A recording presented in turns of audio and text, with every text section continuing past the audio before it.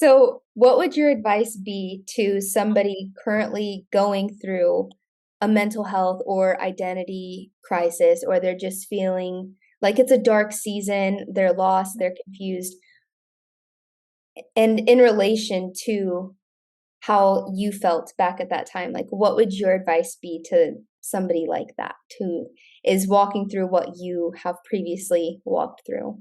So, kind of tracing back even to what we talked about at the beginning of the podcast, like knowing that Christ chooses to run in this race of life alongside me instead of looming over me in the distance at the finish line, calling me over and making me run this race myself. Like, he calls me to surrender my burdens and to take his yoke upon me instead of trying to carry, like, metaphorically speaking, of course, like a 50-pound backpack's worth of baggage with like traumas and bitterness and anger and anxiety and all of these things that are competing for my heart's attention, like that I've been trying to haul while I run. Like, they're unnecessary, they're counterproductive, and the only source of lasting, steadfast endurance that we could ever acquire is through knowing Christ. And Mm. like, whatever that looks like in various seasons of life, it doesn't have to be linear. It doesn't have to be perfect. Like, God can handle your anger.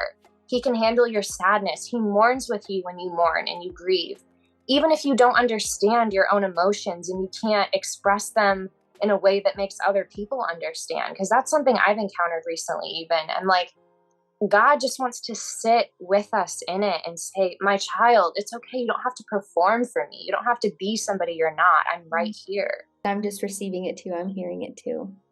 Oh, I don't know why that question is always so hard for me to verbalize, but you answered it perfectly.